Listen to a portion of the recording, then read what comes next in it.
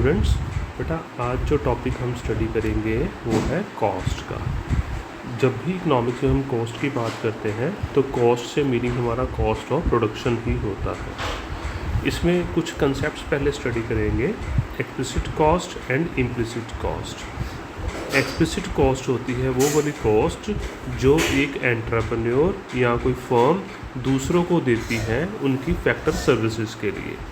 जैसे लैंडलॉर्ड को उन्होंने लैंड के लिए रेंट दिया, कैपिटलिस्ट को उनकी जो कैपिटल के लिए उन्होंने इंटरेस्ट दिया, या लेबरर को वेजेस दी, मतलब जो अदर्स को पे किया जाता है for their factor services. But कई बार एंटरप्रेन्योर के अपने भी कुछ फैक्टर्स ऑफ प्रोडक्शन होते हैं जिनके लिए वो किसी को भी कोई फैक्टर की पेमेंट नहीं करता। जैसे अगर उसकी अपनी लैंड है उसके लिए किसी को रेंट नहीं देता, अगर अपनी कैपिटल है उसके लिए किसी को भी वो इंटरेस्ट नहीं देता, अगर वो खुद लेबर के तौर पर या मैनेजर के तौर पर काम कर रहा है तो कोई वेजेस या कोई सैलरी वो नहीं देता। तो ये उसकी इम्प्लिसिट कॉस्ट होती है, ठीक है। जिसके लिए वो दूसरों को पेमेंट करता है वो एक्सप्लिसिट कॉस्ट है, जिसके लिए वो पेमेंट नहीं करता उसके अपने फैक्टर्स की कॉस्ट है, उसको हम इम्प्लिसिट कॉस्ट कहते हैं। अगला कंसेप्ट इसमें है अपॉर्चुनिटी कॉस्ट का। अपॉर्चुनिटी कॉस्ट को दो ढंग से डिफाइन कर सकते हैं। एक तो होती है अपॉर्चुनिटी कॉस्ट क्या है, is the cost that a factor can earn in its best paid alternative use, या opportunity cost is the value of production which is forgiven, which is sacrificed to allow the production of the commodity in question। अब ये वाली जो definition है इसको मैं पहले समझाता हूँ। मान लीजिए एक यूनिट ऑफ लेबर से हमने दो चीज़ों में से कोई एक चीज़ प्रोड्यूस कर सकते हैं, या वीट प्रोड्यूस कर सकते हैं या क्लोथ प्रोड्यूस कर सकते हैं। मान लीजिए हमने वीट प्रोड्यूस करी तो हमने इस क्लोथ की प्रोडक्शन को सेक्रीफाइस कर दिया, ठीक है। और ये क्लोथ था सपोज 1000 रुपीज़ का। तो इस अपॉर्चुनिटी को लेने के लिए, वीट की प्रोडक्शन की अपॉर्चुनिटी को लेने के लिए हमने इस अपॉर्चुनिटी को सेक्रीफाइस किया, तो ये अपॉर्चुनिटी कॉस्ट है वीट की प्रोडक्शन की। मींस अपॉर्चुनिटी कॉस्ट क्या हुई कि एक कमोडिटी की प्रोडक्शन करने के लिए दूसरी कमोडिटी को जो हम सेक्रीफाइस किया था उसकी वैल्यू को हम अपॉर्चुनिटी कॉस्ट कहते हैं। मीन्स अपॉर्चुनिटी कॉस्ट क्या है, ये डेफिनेशन दोबारा पढ़ो बेटा, value of production which is forgone to allow the production of the commodity in question. Clear? मतलब एक कमोडिटी को प्रोड्यूस करने के लिए दूसरी कमोडिटी को जो सेक्रीफाइस किया उसकी वैल्यू को अपॉर्चुनिटी कॉस्ट कहते हैं। बाकी ये वाली डेफिनेशन अगले पेज में आपको मैं समझाता हूँ बच्चों। नो, अब इस अपॉर्चुनिटी कॉस्ट के कंसेप्ट को हम एक ये डायग्राम से भी शो करते हैं। ये डायग्राम ये वाली, तो ये डायग्राम में हमने हॉरिजॉन्टल एक्सिस में कमोडिटी एक्स को लिया, वर्टिकल एक्सिस पर कमोडिटी वाई को लिया। ये जो ए बी लाइन है ना, ये प्रोडक्शन को शो करती है। तो पहले यहाँ पर P यूनिट पॉइंट पर प्रोडक्शन हो रही है, यानी X की OX यूनिट्स की प्रोडक्शन और Y की OY यूनिट्स की प्रोडक्शन हो रही है। क्लियर? अब P से प्रोड्यूसर या फर्म J पॉइंट पर आता है, तो X की क्वांटिटी OX 1 होगी, Y की क्वांटिटी कम होके OY 1 होगी, ठीक है। मतलब X की X1 यूनिट्स बढ़ाने के लिए, X कमोडिटी की इतनी यूनिट्स बढ़ाने के लिए फर्म ने Y की इतनी यूनिट्स को सेक्रीफाइस कर दिया। तो इसलिए the opportunity cost of this X1 units of commodity X, opportunity cost of this X1 units of commodity X is Y1 units of commodity Y। ठीक है, मीन्स दोबारा बोलता हूँ बेटा, opportunity cost of X1 units of commodity X is Y1 units of commodity Y। यहाँ opportunity cost of KJ units of commodity X is PK units of commodity Y।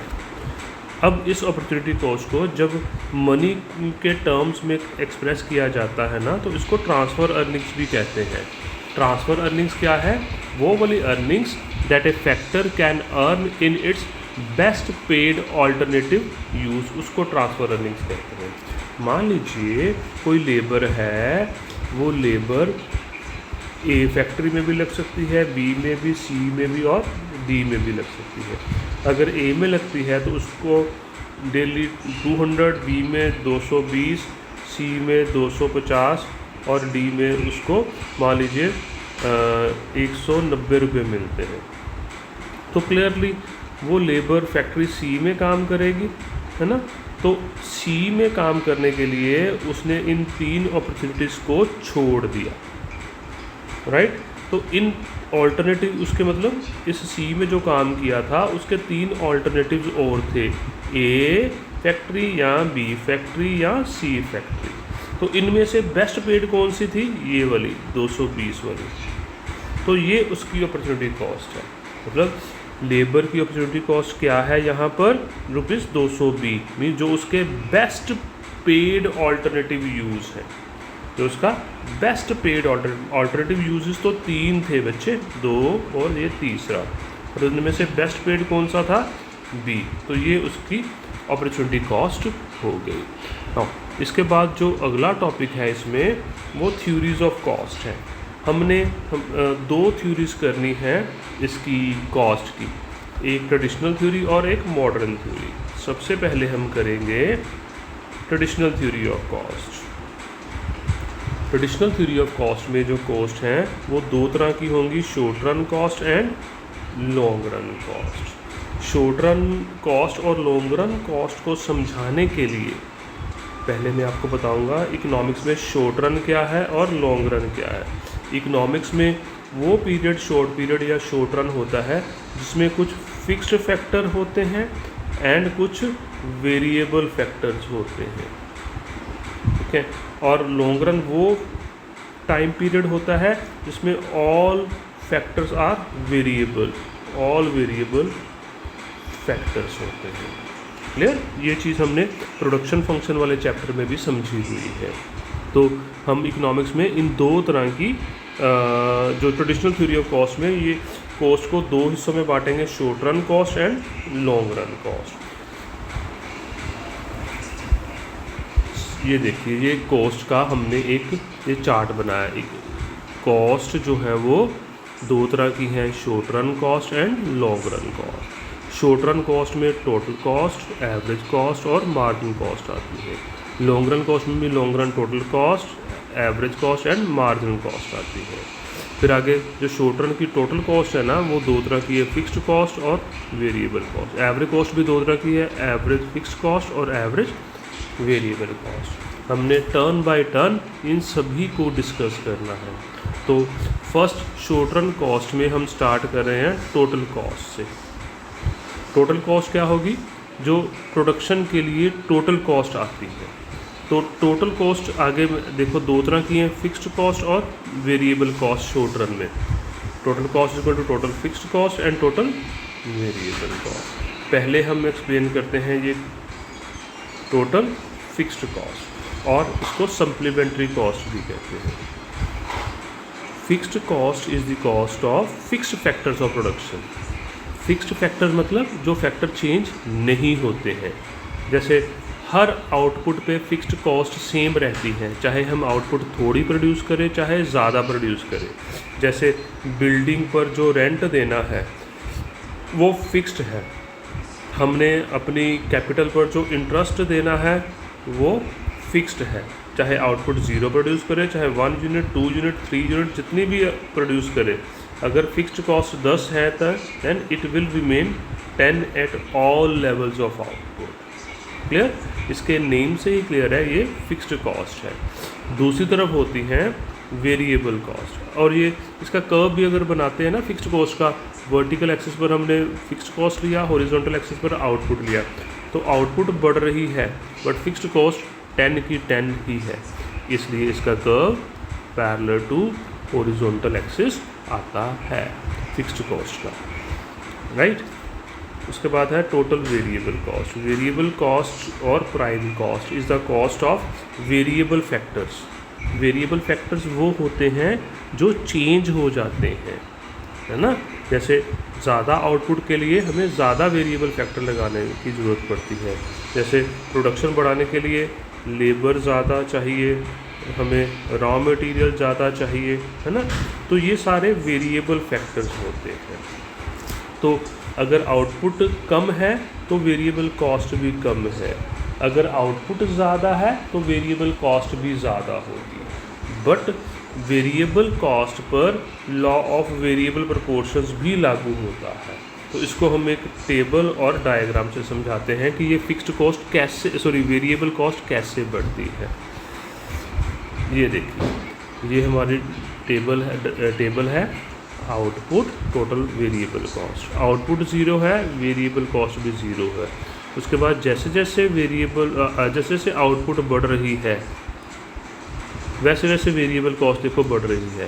But initially variable cost is increasing at diminishing rate. Diminishing rate से variable cost बढ़ेगी, घटती दर से बढ़ेगी। पहले 10 बढ़ी, फिर 8 बढ़ी, फिर 6 बढ़ी, फिर 4 बढ़ी। ठीक है, पहले वेरिएबल कॉस्ट बढ़ेगी एट डिमिनिशिंग रेट।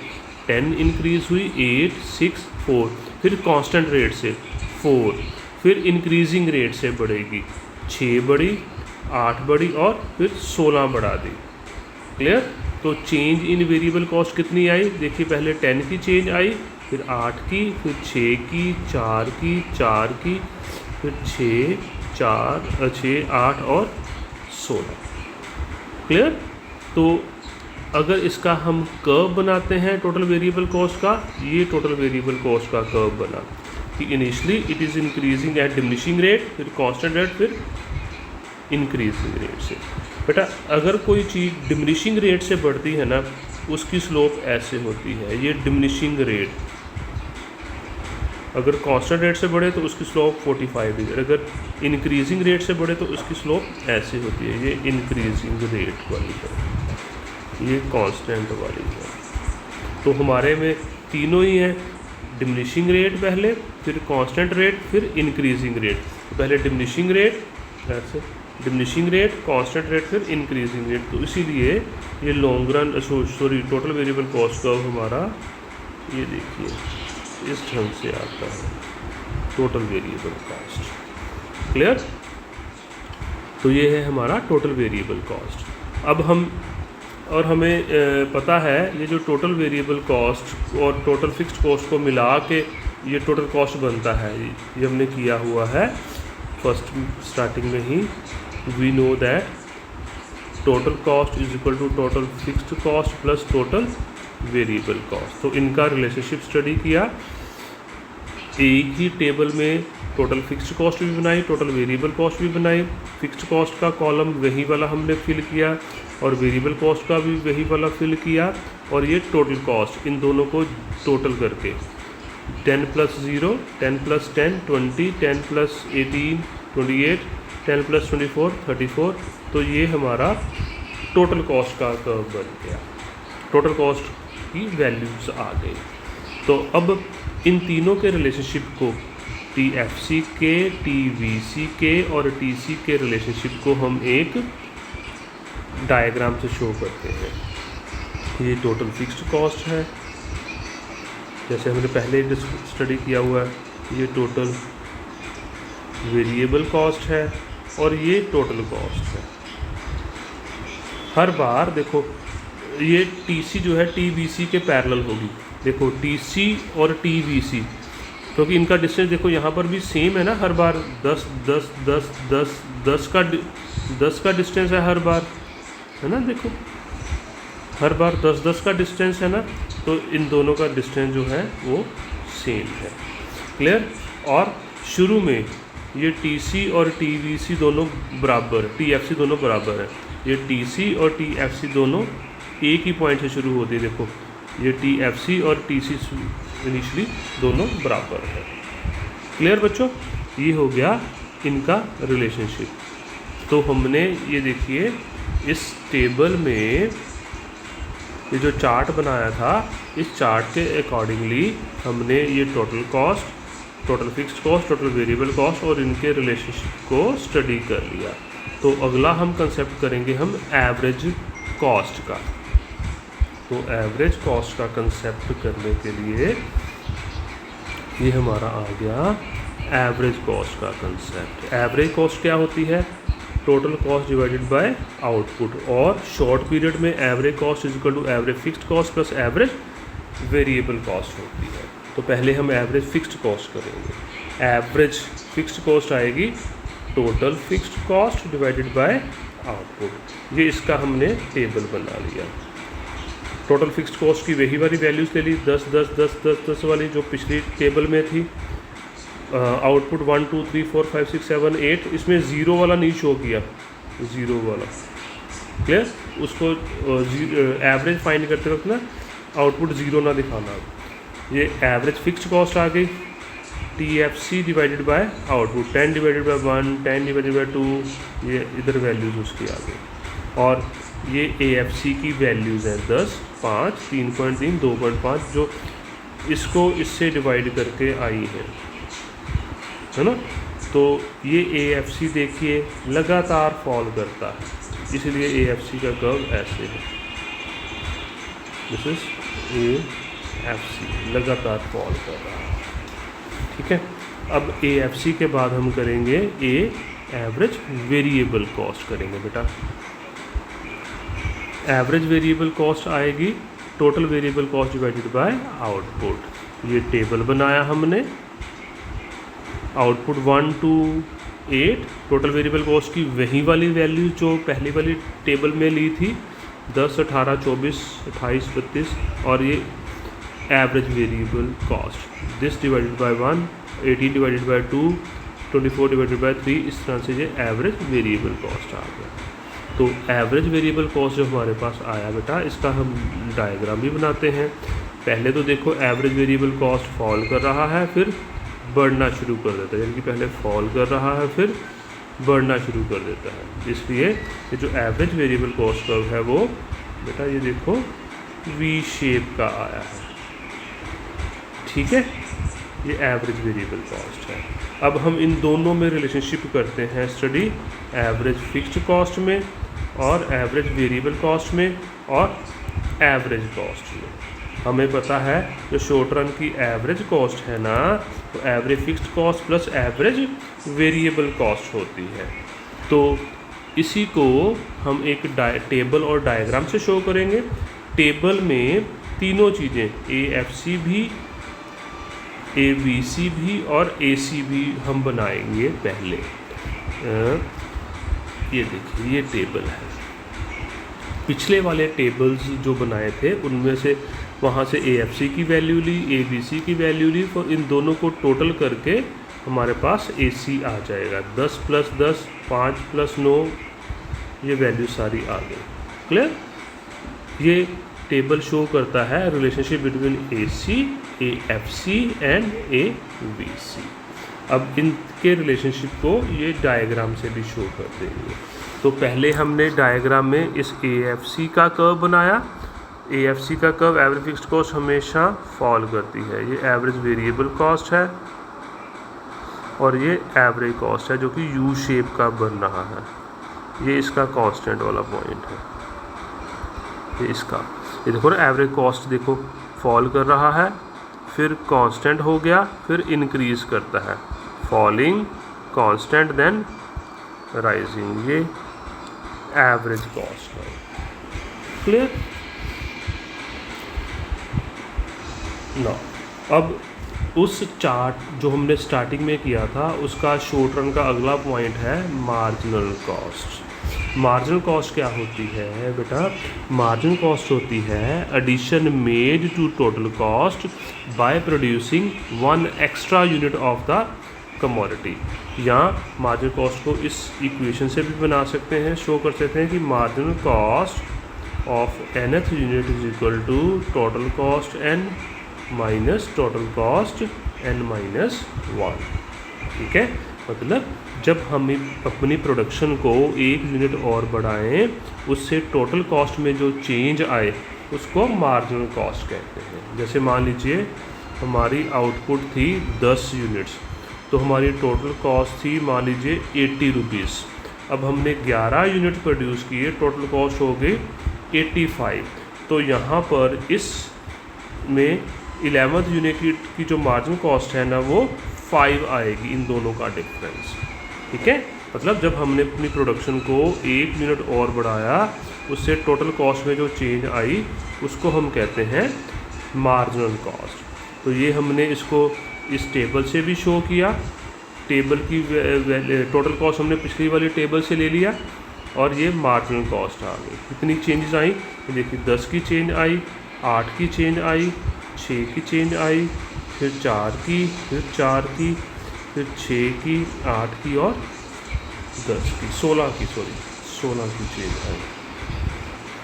तो ये MC कर्व भी फॉल करता है, कांस्टेंट होता है, फिर इंक्रीज़ कर जाता है। तो इसलिए ये भी AC की तरह U शेप का ही होता है। ये थी ट्रेडिशनल थ्योरी ऑफ कॉस्ट।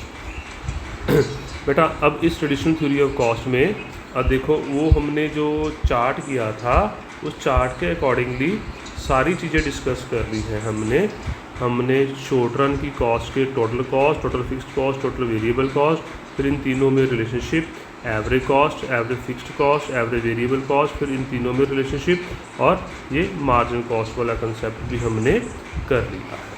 आगे जो इस शॉर्ट रन कॉस्ट में हमने रिलेशनशिप स्टडी करना है between AC and MC relationship study करना है, और एक हमने करना है कि Y short run average cost curve is of U shape, ये U शेप का क्यों होता है। तो इसी पर हम आगे बढ़ते हैं। चलो ये इतना कंप्लीट हो गया। जो बाकी वाले क्वेश्चन हैं वो हम नेक्स्ट लेक्चर में स्टडी करते हैं। क्लियर? शॉर्ट रन के मैंने क्या किया, कौन कौन से क्वेश्चन बोले, why SAC is of U shape, और दूसरा MC एंड AC में रिलेशनशिप, ये हम अगले लेक्चर में स्टडी करेंगे। ओके बच्चे, खूब पढ़ो। Okay bye.